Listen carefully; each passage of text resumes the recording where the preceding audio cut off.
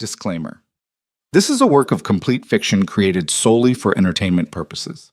All characters, locations, organizations, and events are entirely fictional, and any resemblance to real persons or events is purely coincidental. He said it into a live microphone in front of 400 people, with a glass of champagne raised like he was toasting his own brilliance. Vivian will crawl back. Women like her always do. She has no money, no career, no future without my name behind her. I give her 3 weeks. Nathan Hale smiled at the crowd, adjusted his cufflinks, and laughed at his own joke. He had no idea she was already gone. If this story moves you, hit that like button right now and drop your city in the comments below. I want to see just how far this story travels. Stay until the very end, because what Vivian builds from nothing will leave you breathless. The invitation had called it an evening of philanthropy. That was the word they used in Manhattan when wealthy people gathered in rooms that smelled like money and old flowers to drink wine that cost more than most people's rent and congratulate each other on being exactly who they were. The gala was held at the Meridian Club on the 43rd floor of a building that Vivian had once admired architecturally before she learned that architecture, like everything else in her life, had slowly been reclassified as something she used to do. She arrived on Nathan's arm at precisely 8:15, which was exactly when he told her to be ready. Not a minute earlier, not a minute later.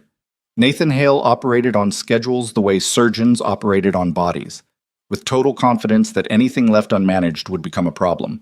And Vivian, after 7 years of marriage, had become very good at not being a problem. She wore the dress he'd selected, the deep burgundy one with the structured shoulders that he said made her look appropriate. She'd had a different dress in mind, a simpler navy wrap she'd bought herself 2 summers ago, but Nathan had stood in the doorway of their walk-in closet with that particular expression he used, the one that wasn't quite a frown, wasn't quite a command, but somehow communicated both things simultaneously, and she'd changed without being asked to. That was the thing about Nathan. He rarely had to ask. The room was beautiful in the way that rooms paid to be beautiful always are. Chandeliers that probably had names. Tables draped in ivory linen with centerpieces of white orchids so perfect they looked artificial. A string quartet playing in the corner, barely audible beneath the clink of crystal and the particular hum of people performing wealth at each other. Vivian took a glass of sparkling water from a passing tray. She'd stopped drinking at Nathan's events 2 years ago after he'd commented, once, quietly, in the car on the way home, that she'd seemed a little loose at the Hargrove dinner. She hadn't been. She'd had 2 glasses of wine and laughed at a joke someone told. But after that, she'd stuck to water. "There's Gerald Marsh," Nathan murmured beside her, not looking at her, scanning the room with the practiced ease of a man who always knew exactly where the important people were standing. "Don't monopolize him if we get to talk. He doesn't like women who talk too much at these things." Vivian said nothing. "And if Elaine Forsythe asks about your work, just say you've been focused on the home. She's old money, and she thinks women architects are a phase." "What if she asks me directly?" Vivian said. "What I do. What I've designed." Nathan finally looked at her. Not unkindly, which was somehow worse. "Vivian, we've talked about this. Tonight is about the Hale Group's foundation announcement. Let's not make it about you." She smiled. She'd gotten very good at smiling. They circulated for the first hour the way they always did.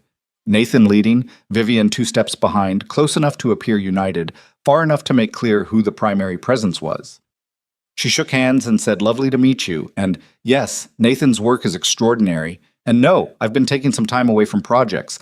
So many times the word stopped feeling like language and became something closer to reflexive sound. At some point, she found herself standing near the windows, watching the city below. From 43 floors up, Manhattan looked orderly, intentional, like something someone had designed with purpose. She used to think about cities that way, as organisms, as systems of movement and light and human need translated into structure. She'd written her graduate thesis on the relationship between spatial design and emotional recovery. Her professor had said it was the most original thinking he'd seen from a student in a decade. That was 15 years ago. "You look like you're designing something in your head again." The voice came from her left. She turned to find a man she didn't recognize standing a few feet away, looking out at the same view. He was somewhere in his mid-40s, lean, with dark hair that had gone silver at the temples, and a suit that was expensive without announcing itself. He held a glass of water, same as her, which she noticed immediately. "Is it that obvious?" she said. "Only to someone who does the same thing." He nodded toward the skyline. I keep looking at the Garfield Tower and thinking whoever approved that roofline should be banned from public practice. She almost laughed. Actually laughed, not the performance version. The roofline is fine. It's the way the base transitions to the street level. There's no human scale to it. You walk past it and feel nothing. He looked at her with something close to surprise. Exactly that. Are you in architecture? Philanthropy, mostly.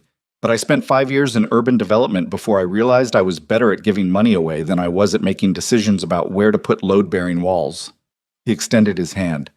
Adrienne Laurent. She recognized the name a half-second after she heard it. Most people in certain rooms recognized the name Adrienne Laurent the way they recognized weather, as something large and unavoidable that operated by its own rules. He ran the Laurent Foundation, which funded arts infrastructure and community development across 3 continents. He'd made his money in something involving technology and real estate in his 30s, and spent the last decade trying, as far as anyone could tell, to give most of it away. Vivian Hale, she said, shaking his hand. Something crossed his face. Recognition, maybe, or the beginning of a question. But before he could say anything, Nathan was there. It was remarkable how Nathan could appear. He didn't walk over so much as materialize, his hand finding the small of Vivian's back with a pressure that was exactly firm enough to communicate ownership without being visible enough to be called out. Laurent, Nathan said, extending his other hand. Nathan Hale. Hale Group. I've been hoping to connect tonight. Of course. Adrian shook his hand without particular enthusiasm. Your wife was just making me rethink everything I thought I knew about the Garfield Tower. Vivian's very opinionated about buildings, Nathan said with a small laugh that made the word opinionated sound like a quirk to be indulged. She studied architecture before we married. Hasn't done much with it since, but she keeps current. He said it pleasantly, easily, in the tone of a man describing a hobby his spouse had outgrown. Vivian felt the familiar contraction in her chest, the way her voice would sometimes start to form a response and then simply stop, like a signal that had been interrupted. Adrian looked at her for a moment, not in a way that was obvious, but she felt it. The Carter proposal, he said. She blinked. I'm sorry? The Women's Recovery Center design. The one submitted to the Meridian Urban Initiative about 4 years ago. Carter was your name before... He stopped. The proposal was under V. Carter. That was you. The breath she took was almost audible. Yes, that was mine. I read it twice, he said simply. The section on how light and spatial scale affect a person's psychological sense of safety. I've been thinking about it for 4 years. Nathan's hand tightened slightly on her back. Well, Nathan said, Vivian's always had an interesting theoretical mind. Practically speaking, these things don't always translate.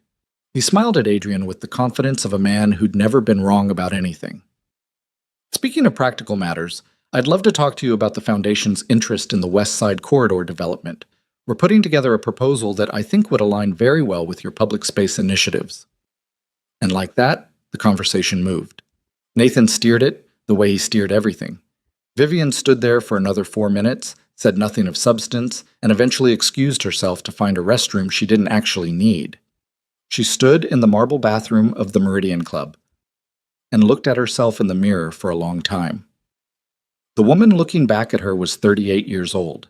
She had good cheekbones and dark eyes and the kind of posture that people described as elegant until you understood it came from years of trying to take up less space. She was wearing a dress she hadn't chosen, at a party she hadn't wanted to attend, in a life that had been rebuilt so thoroughly around someone else's preferences that she could no longer find the seams where she had once existed. She thought about the Carter proposal, the one Adrienne Laurent had read twice and remembered 4 years later, the one Nathan had called impractical, the one she'd eventually stopped defending because it was easier than the alternative. She went back to the party. The next hour moved the way those hours do. In a blur of faces and names and conversations she participated in without quite being present for. At some point, she found herself seated at a table during the dinner portion of the evening, next to a woman named Charlotte, something who worked in fashion, and who said twice that she couldn't believe Vivian had given up architecture because she seemed so smart. Oh, it wasn't really giving up, Vivian said. It just evolved. Charlotte looked at her with a species of sympathy that Vivian had learned to recognize, the kind that saw something clearly and chose not to say it. Then came the part of the evening she hadn't been warned about. The Hale Group's foundation announcement had been positioned as the gala's centerpiece. Nathan had been invited to speak. Vivian knew this. What she hadn't known was how he'd chosen to frame it. He stood at the podium with the ease of a man who'd been performing confidence for so long he could no longer distinguish it from the real thing. He spoke about legacy, about investment, about the Hale name and what it stood for. He talked about the importance of surrounding yourself with people who understood your vision. And then, Paul, casually, in the way that the cruelest things are always delivered, he said this: "People ask me sometimes what the secret is. How do you build something that lasts?" He paused for effect. The room was quiet. 400 people waiting. And honestly, it's about knowing what you carry and what you leave behind. Some things look like assets and turn out to be well, he smiled. The smile of a man who found himself charming. Let's just say not every investment pays off the way you expect. There was polite laughter, the kind that meant people weren't quite sure what they were laughing at. He wasn't looking at her. He didn't need to. The words moved through the room and found her anyway. She sat very still. Later, during the dessert course, she overheard him. He was at the bar with two men she didn't recognize, his jacket unbuttoned now, the version of Nathan that emerged when he thought the performance portion of the evening was over. My wife will figure out eventually that the city is not actually interested in her feelings about spatial design, he said. His voice wasn't loud, but she was close enough. She's been threatening to find herself for years. He used the phrase with audible quotation marks. I give her, honestly, 3 weeks before she realizes she has no idea how to exist in the world without the infrastructure I provide. One of the men said something she couldn't hear. Nathan laughed. Crawl back, they always do. Vivian set down her dessert fork. She set it down gently, not dramatically. The way you set down something you've been holding for a very long time. She walked to the coat check. She retrieved her wrap. She took the elevator down 43 floors. She did not go back upstairs. Upset. The cab she hailed on 54th Street smelled like pine air freshener and old coffee, and the driver had a radio program going low in the front seat.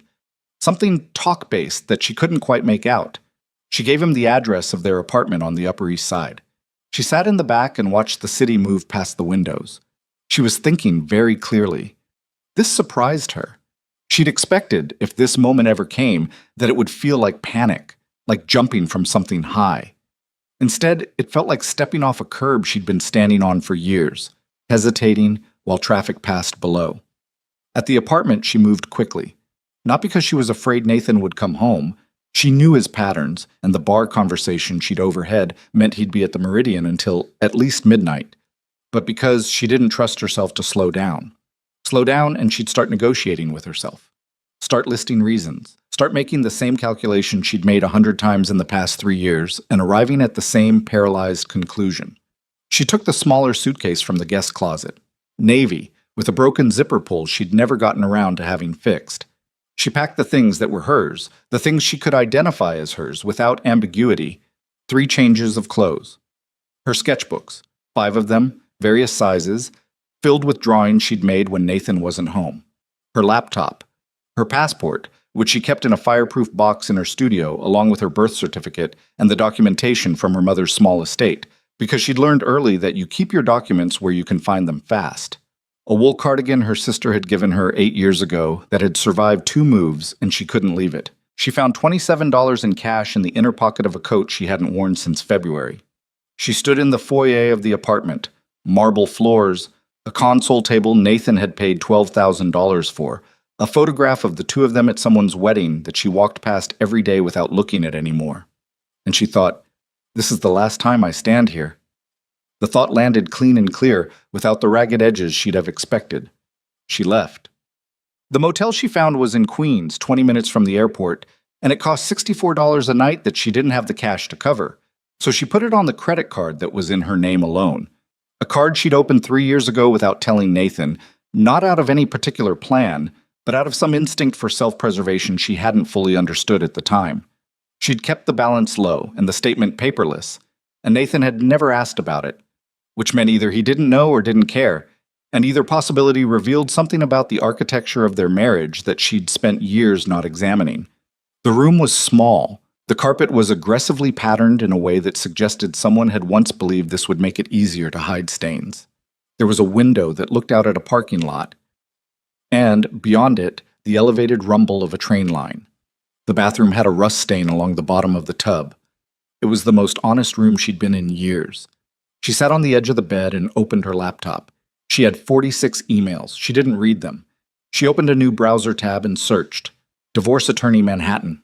Then she closed the tab because that was tomorrow's problem and she was barely inside tonight's. She didn't sleep much.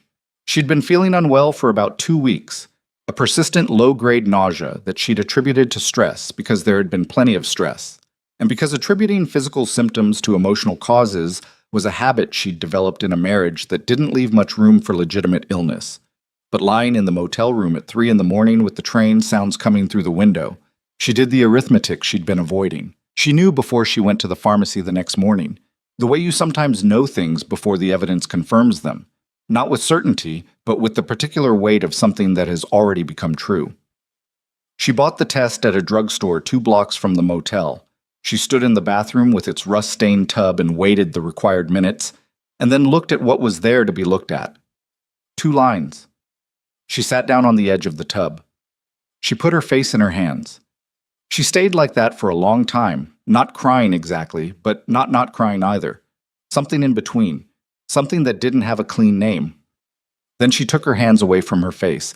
She looked at the test again, at those 2 clear, unambiguous lines, and something happened that she hadn't predicted.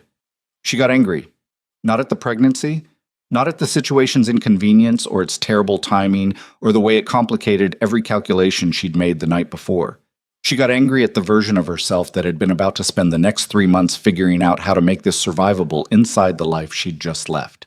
The version that would have called Nathan, that would have said, "Something's happened, I need to come home, we should talk." She was not that woman. She didn't know exactly who she was yet, but she was not that. She looked at herself in the bathroom mirror of a $64 motel room in Queens, with $27 in cash and a broken suitcase zipper and a positive pregnancy test in her hand, and she made a decision so simple and so total that it didn't feel like a decision at all. She was going to be fine. The baby was going to be fine. And she was going to figure out how, one day at a time, starting now. She washed her face. She made the bad motel coffee. She opened her laptop and began to write down everything she remembered about the Carter proposal. The design, the concept, the section on light and spatial safety that a man named Adrien Laurent had read twice and still thought about 4 years later. She didn't know why she started there.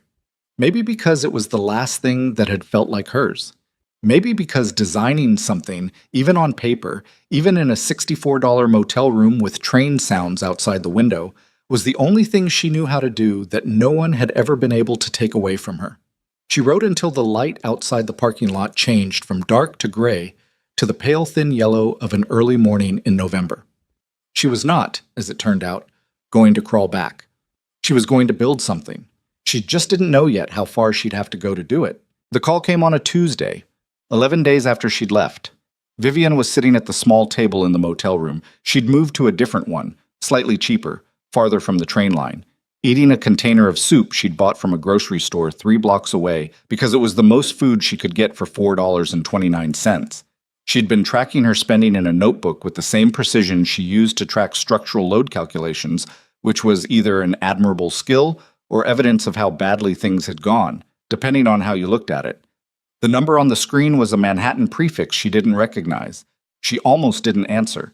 She'd stopped answering numbers she didn't recognize after Nathan had started calling from his office line when she blocked his cell, and then from his assistant's phone when she blocked that, and then from a number she didn't identify until he said her name in that particular register he used when he was performing calm over something that wasn't calm at all.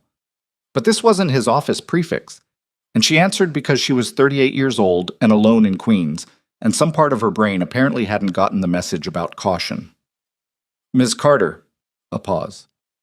Or, "I wasn't sure which name. I apologize."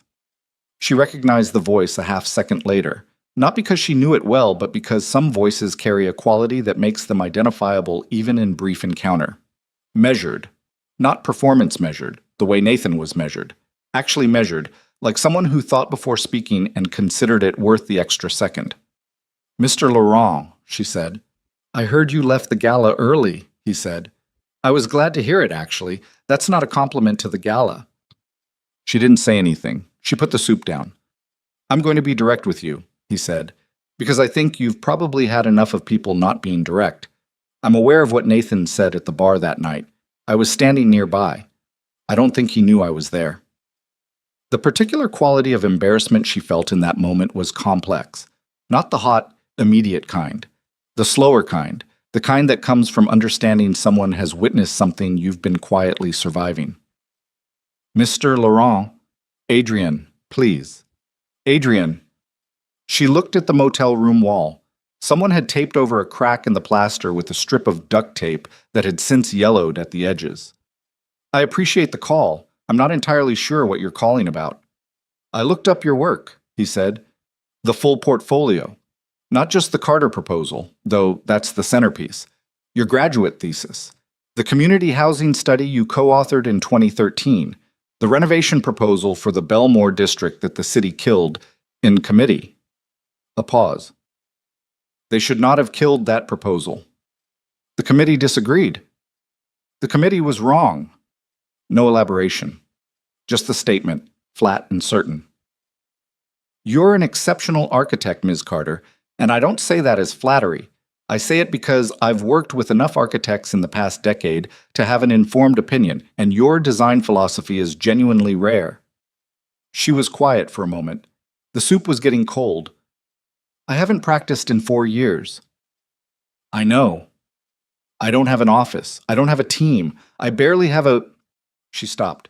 She'd been about to say a life, which was self-pitying and also technically inaccurate, since she was, in fact, still alive and in possession of her faculties, if not much else. "I have a proposition," Adrian said, "and I want to be completely clear about what it is and what it isn't, because I have a feeling that right now the last thing you need is ambiguity from anyone." "That's accurate." "I have an apartment in Paris, 7th arrondissement. It's been empty for almost 2 years. I use it occasionally when foundation business takes me there, but it sits vacant most of the time, which is wasteful. I'm offering it to you. No lease, no rent, no conditions. You'd have complete privacy and as much time as you need." Vivian said nothing. "There's a studio space attached," he continued.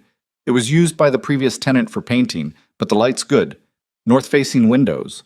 I think you'd find it workable." "Mr. Laurent," she caught herself.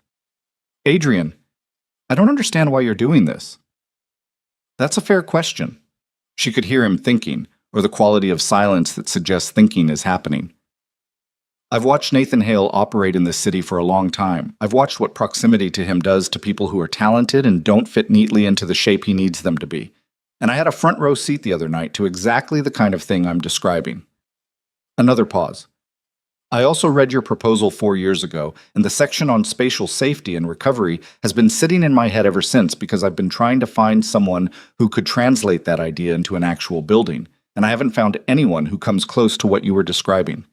That proposal was rejected by a city committee that was primarily concerned with parking allocation, not by me." She stood up from the table. She walked to the window that looked out at the parking lot.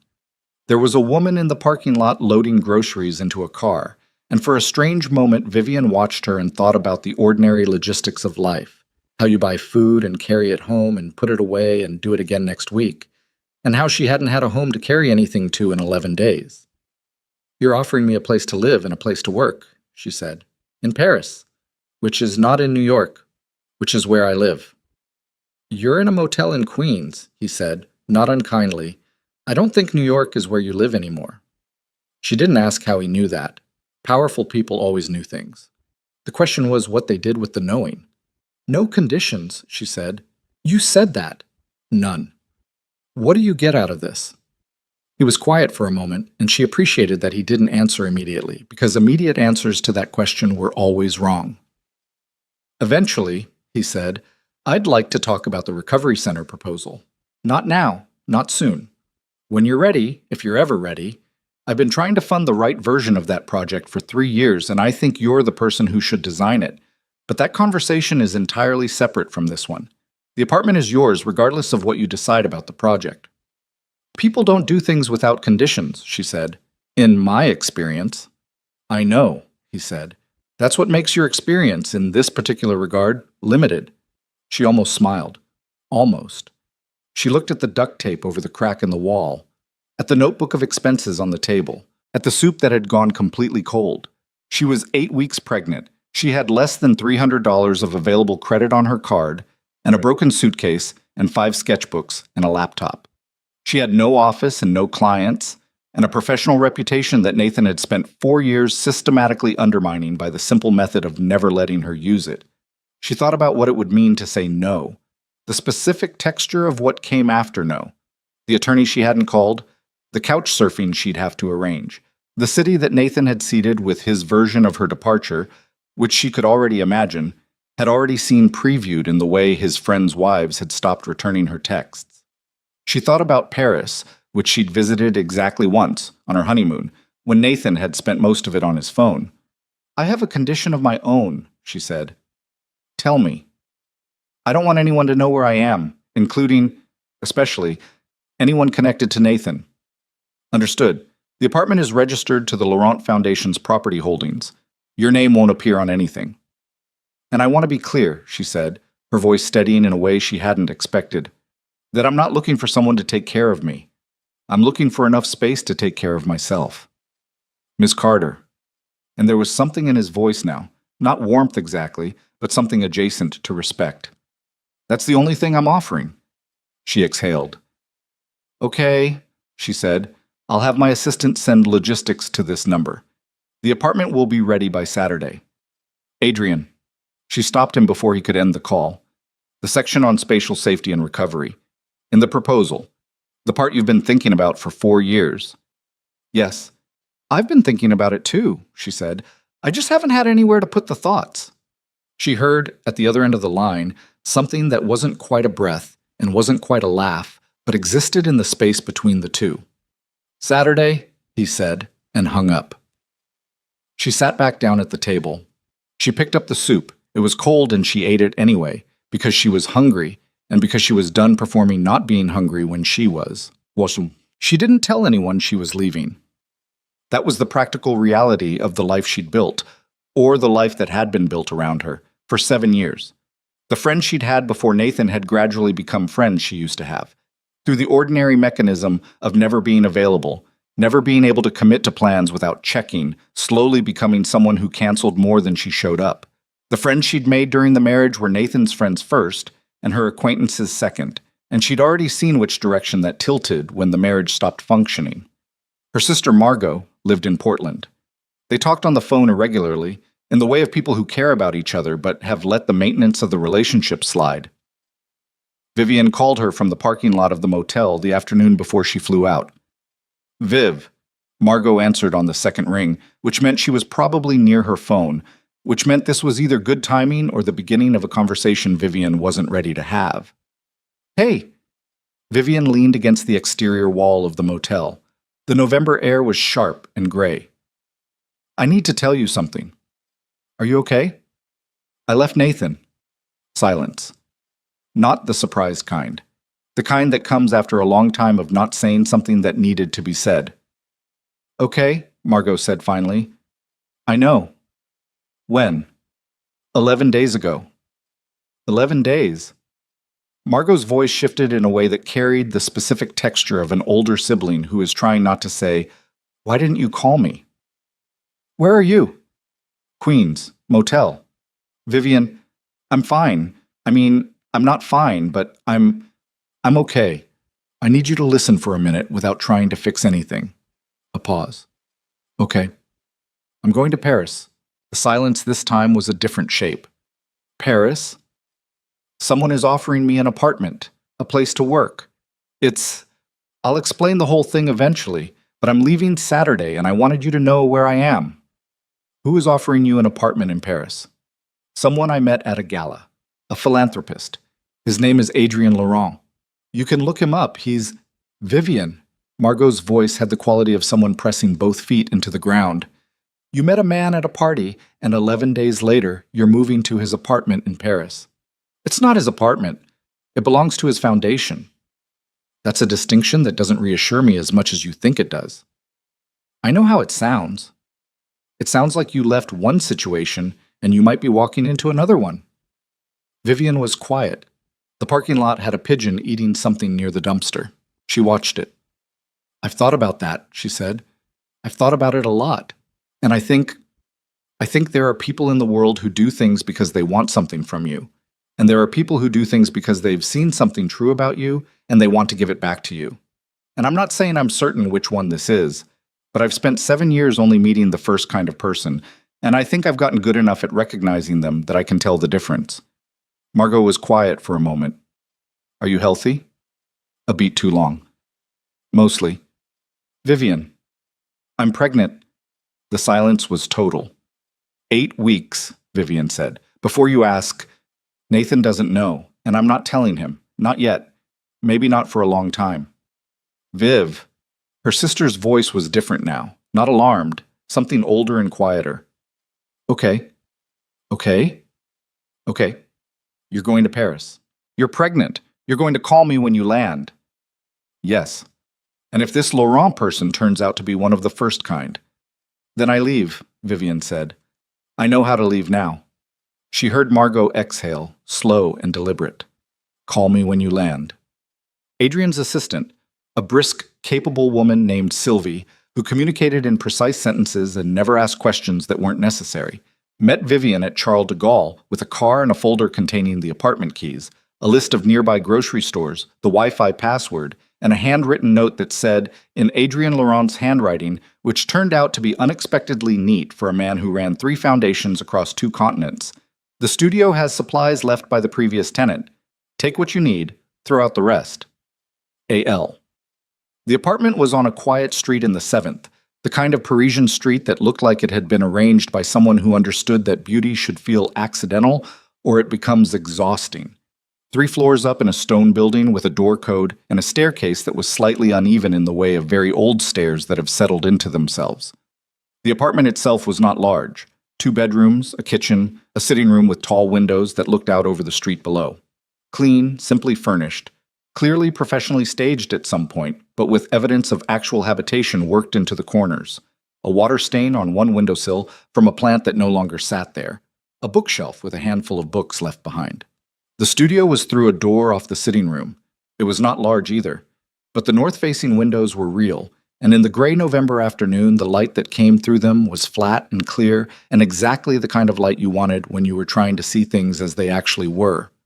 Vivian stood in the studio with her broken suitcase on the floor behind her and looked at the light and felt something that she didn't quite have language for yet. She put her sketchbooks on the studio table. She opened the largest one to a clean page. She didn't draw anything. She just looked at the clean page for a long time.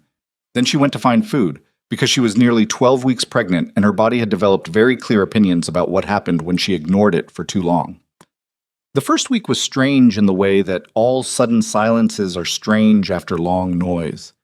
Vivian had forgotten, or maybe had never fully known, given how young she'd been when she met Nathan, what it felt like to exist in a space where no one was observing her, where no one had an opinion about when she ate or what she wore, or whether the way she laughed at something was appropriate for the situation. She kept catching herself adjusting her behavior for an audience that wasn't there, moderating the volume of her own thoughts. She found a prenatal clinic 3 metro stops away, where a doctor named Dr. Beaumont conducted her first real appointment in calm, accented English, and told her the pregnancy was progressing normally and the baby appeared entirely healthy. And Vivian sat on the examination table afterward with her jacket still in her lap and cried briefly and without particular self-consciousness, because she'd been waiting for something to tell her that something was okay, and this was the something. She ate at a cafe on the corner most mornings, not because she couldn't cook, but because the cafe had reliable Wi-Fi and warm croissants and an owner named Gilles, who refilled her coffee without being asked, and had, after about the 4th morning, started leaving a small glass of orange juice next to her cup, without comment, apparently having noticed she was pregnant before she'd mentioned it to anyone in Paris other than Dr. Beaumont. "You work?" he asked one morning, nodding at her sketchbook. "I'm trying to," she said. He nodded as if this were a complete and satisfying answer and went back to his counter. She'd started sketching again in that second week. Not structured work, not the recovery center, not anything with specifications or dimensions, just drawing spaces, the cafe from memory, the stairwell in the apartment building, the view from the studio window, the way the street looked at different times of day. She understood, relearning something, the specific muscle of making marks without being afraid of them, of drawing a line and letting it be wrong and drawing another one instead of stopping entirely. Back in New York, Nathan had begun his campaign. She knew this not because she was watching, she'd blocked him comprehensively, on every platform and number, but because information moved, even across the Atlantic, and Margot called on a Thursday night with that careful tone she'd been using lately. He told the Hargroves that you had a breakdown, Margot said, that you left suddenly and he's been covering for you to protect your reputation. Vivian was in the kitchen making tea, the phone propped against the windowsill. Of course he did. He also told someone at the Meridian firm, I think it was the Kellner woman, Caroline Kellner, that you'd been struggling with instability for years, and he'd been quietly managing it. Managing me. She said it flatly. There's more. His attorney apparently sent a letter to your last professional contact, the Belmore project team, the ones who kept your proposal files, requesting they forward any of your work product on the grounds that it was developed during your marriage and may be considered marital property. The cup she was holding was warm against her palms. She set it down carefully. He's trying to claim my designs. His attorney is making the argument. That's... She stopped. She breathed. That's Nathan. That's exactly Nathan. If he can't have me, he takes what I made instead. Viv, you need to get an attorney. I know. A real one. Not, I've been meaning to. An actual human being with a license who you call this week. I know, Margot. Because if he gets access to your portfolio files, he won't, Vivian said, with a certainty she was building in real time. The Carter proposal was filed under my maiden name before the marriage. The Belmore proposal was co-authored, and I'm listed as primary. And everything else, she thought, everything else is in my sketchbooks, which are in Paris, which he doesn't know. You sound like you're already 5 moves ahead. I'm trying to be. She looked out the kitchen window at the street below. It's new. I'm still getting used to it. Well, she'd been in Paris for 3 weeks when Adrien Laurent arrived. He'd sent a message 2 days prior, brief and practical. In Paris on foundation business Thursday and Friday. If you're settled and amenable, I'd welcome the chance to check in. No obligation whatsoever. A.L. She'd thought about it for most of a day. Then she'd written back. Thursday works. There's a cafe on the corner. 7 in the evening. He arrived at 2 minutes past 7, which she interpreted as either genuine lateness or the deliberate avoidance of appearing to have been exactly on time. He was wearing a dark coat that had seen real weather, not the kind of coat you wore for appearances, and he looked tired in the way of someone who'd spent the afternoon in meetings that required more of him than he'd budgeted. He sat down across from her and looked at her carefully, in a way that she'd started to recognize as something particular to him, not evaluating, not admiring, but actually looking, taking stock. You look better, he said, than you did at the gala. That's a low bar, she said. Gilles brought coffee without being asked, glanced at Adrien with the particular assessment of a French cafe owner forming an opinion, and departed. How's the apartment? Adrien asked. It's good. The studio light is exactly right. She wrapped her hands around her cup. I've been drawing again. The recovery center? Not yet. Other things, working up to it. She paused. Why did you really help me? I've been thinking about it since you called. He was quiet, in that way of his. I told you. You told me the philanthropic version. I want the human version. He looked at her steadily. My mother was an architect, he said. She was talented, genuinely talented, not in the way people say it about women when they mean accomplished enough for a woman. She designed public spaces in Lyon for 12 years before she married my father, and she stopped the year after I was born. He picked up his coffee. My father wasn't violent. He wasn't obviously cruel. He was the kind of man who had very clear ideas about what a family looked like and who did what within it, and my mother just diminished. Slowly. The way a fire goes down when you stop feeding it. He set the cup back down. She never designed anything again, not professionally. I found her drawings once when I was about 15 in a box in the attic. They were extraordinary. I asked her about them and she said she didn't know what I was talking about and put the box away. Vivian said nothing. She died when I was 26, he said. And the thing I've never been able to stop thinking about is all the buildings that don't exist, all the spaces that didn't get made, all the people who never walked through a room she designed and felt whatever it was her buildings would have made them feel. He looked at Vivian directly. When I read your proposal and the section on space and safety, it was the first time I thought, here is someone who understands what a building can actually do for a person who's been diminished, who understands that space isn't neutral. A pause. And then I met you at the gala and watched Nathan introduce you as someone who used to do something interesting, and it was, he stopped. It was not a comfortable evening. No, she said, it wasn't. I'm sorry I couldn't do anything that night. You called, she said. That's more than most people did. He nodded once, as if filing that away. They talked for 2 hours, not about the apartment or the foundation or the mechanics of what came next. They talked about buildings, about what makes a space feel safe versus merely enclosed, about the difference between designing for aesthetics and designing for human experience, about a community center he'd funded in Sao Paulo that had gotten the light entirely wrong despite 3 revisions, and why that mattered in ways that were hard to explain to funders who thought light was decorative. It was the most she'd talked about work in 4 years. Her voice was rusty at first, then not. When she walked back to the apartment, it was past 9 o'clock and the street was quiet, and the November air carried the particular smell of Paris in late autumn, which she was still learning but had started to find specific and real. She went up to the studio. She opened her sketchbook to a clean page. She drew the outline of a building. Not walls yet, just the gesture of it, the shape of what it might become, where light would enter, where people would move.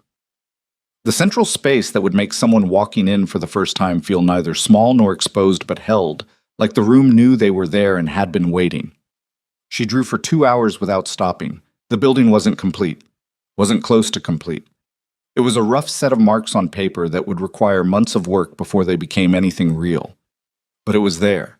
The first real mark she'd made in 4 years that felt like it belonged to her completely. Winter came to Paris the way it came to old cities. Not suddenly, but with a kind of slow insistence, the cold settling into the stone buildings and the narrow streets until it felt like the city had always been this temperature and summer had been a rumor someone told once. Vivian noticed it first in the studio. The north-facing windows that had given her such clean, honest light in November turned merciless in December, and she started working in her cardigan, and then in her cardigan over a sweater, and eventually in the cardigan over a sweater with a blanket across her lap, like someone's grandmother, which was a description that would have embarrassed her 6 months ago and now just seemed practical. She was 22 weeks pregnant by the time the real work began. Not the preliminary sketches. Those had started the night after her first dinner with Adrian and had continued in the weeks that followed in fits and starts, the way work comes back to someone who's been away from it, tentatively at first, then with increasing certainty, like a language you thought you'd forgotten that turns out to have been waiting in some interior room all along. The real work, the structural work, the dimensional calculations, the actual architecture of the recovery center, began in December, when she spread every sketch she'd made across the studio floor and looked at all of it together for the first time. It was a mess. She'd expected that. Good design always looked like chaos before it looked like anything else, and she'd learned long ago that the impulse to clean it up too early was what killed most ideas before they could become buildings. She photographed everything with her phone. She organized the photos on her laptop into folders by concept rather than chronology. She made a new drawing that attempted to synthesize the best elements of 6 different sketches, and then she threw it out because synthesizing the best elements of 6 sketches was not the same as having an idea. She went back to her graduate thesis, the one on spatial design and psychological recovery.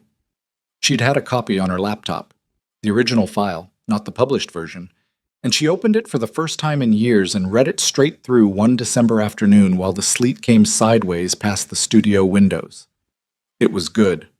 She'd forgotten how good it was, or maybe she'd let Nathan's characterization of it, theoretical, impractical, academic, replace her own assessment so thoroughly that she could no longer see it clearly. But reading it now, without that voice in her ear, she could see the actual thinking underneath it. The argument that the physical qualities of a space, its scale, its light, the way sound moved within it, whether the proportions made a person feel contained or expansive, had direct and measurable effects on a person's ability to recover a sense of self. She'd written it at 26. She was 38 now, and she'd spent the intervening 12 years learning things about the erosion of self that no graduate program could have taught her. She made coffee. She opened a new document. She started writing the design brief for the recovery center from scratch. It took her 11 days. Adrian came to Paris again in January. He came every few weeks, which Vivian had initially expected would feel intrusive, and had discovered instead felt like something closer to a reliable landmark. He had foundation business in the city. The Laurent Foundation funded 3 arts organizations and a community housing initiative in the Paris region, and he had, since November, added coffee with Vivian to his Paris itinerary with the same matter-of-fact consistency with which he apparently handled everything. They'd developed a rhythm, the cafe on the corner, early evening. Gilles had taken to producing a small dish of olives when they sat down together, which was his version of an endorsement. They talked about the project, not always, but often. And they talked about other things, too, in the way that conversations between people who are paying attention to each other tend to move. She told him about the thesis. He read it on his phone over 2 evenings, which she knew because he sent her 3 specific questions about specific paragraphs, the kind of questions that meant he was actually reading rather than scanning. The part about threshold design, he said the next time they met. He'd ordered tea, which she'd noticed he did in winter. The argument that the moment of entering a space is disproportionately important to how a person experiences what comes after. The first 30 seconds, she said. Right. How does that translate to the recovery center specifically? She'd been thinking about it. Women who've been in controlling situations, whether that's domestic abuse or emotional manipulation or both, have usually spent years in spaces that belong to someone else, where the rules of the space were set by someone else, where their presence in the room was conditional. She wrapped both hands around her cup. So the entrance has to do something very specific. It has to say, you're expected here, not tolerated, not processed, expected. She paused. That's a light problem as much as a structural one. The way light falls at the entrance, the ceiling height, whether you step up or step down or stay level when you cross the threshold. Every one of those choices communicates something. Adrian looked at her for a moment. You've been inside the building already, in your head. For weeks, she said. I just haven't gotten it out onto paper in a way that actually works yet. Show me what you have. She'd brought the latest sketches, as she'd taken to doing. She spread them on the table between the cups and the dish of olives. He studied them with the kind of attention that wasn't performative. He didn't nod enthusiastically or say things like fascinating. He looked. He asked questions. He pushed back on 2 choices she'd made in the central corridor, and she initially defended them, and then realized, halfway through her own explanation, that she was defending them because she'd made them, not because they were right. The corridor's too long, she said, interrupting herself. Yes. If it's that long, it stops being a transition and becomes a gauntlet. That was my concern. She pulled the sketch toward her and drew a line through it, not in frustration, just marking it, the way you mark something that needs to become something else. I need to rethink the approach from the main entrance, the whole sequence. Okay, he said simply, and finished his tea. That was the thing about working with Adrian that she hadn't expected and had gradually come to rely on. He had opinions and he expressed them, and then he let go. He didn't circle back to make sure she'd understood the opinion was correct. He didn't keep a tally of the times he'd been right. He offered what he saw and trusted her to do something with it or not, and moved on. It was not, in her experience, how most men engaged with women's work. She mentioned this to him once, obliquely, and he said, My mother taught me that her ideas were always treated as drafts, and my father's ideas were always treated as decisions. I decided a long time ago not to be the person who does that. He said it without drama, like a fact about himself he'd long since processed. There were things about him that were not uncomplicated. He was, by his own description, someone who found sustained personal relationships difficult.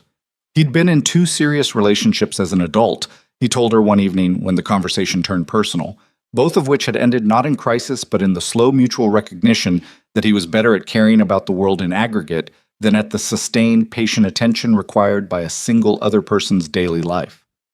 He said this without self-pity, as someone reporting a known limitation, the way you tell a mechanic that a car ran well but pulled slightly to the left. She didn't know what to do with that information. She filed it the way she filed most things, and kept going. The design brief was finished in late January. She sent it to Adrian on a Tuesday morning with a message that said only, "First complete draft. Tell me what's wrong with it." He sent back 6 hours later. "Reading tonight. Initial reaction. Nothing is obviously wrong with it. More detailed response tomorrow." And then separately. The threshold sequence is exactly right. She read that last line 3 times. Then she made herself stop reading it and went to her prenatal appointment, where Dr. Beaumont confirmed that the baby was healthy and positioned well, and that Vivian's blood pressure was still slightly elevated, but within a range that called for monitoring rather than intervention. "You're working hard," Dr. Beaumont said, making a note. "Yes." "That's good. Work is good for the mind, just not so hard that you forget to eat dinner." "I forget lunch more often," Vivian admitted. "Then don't forget dinner," the doctor said with the particular tone of a Frenchwoman who considered this a non-negotiable position.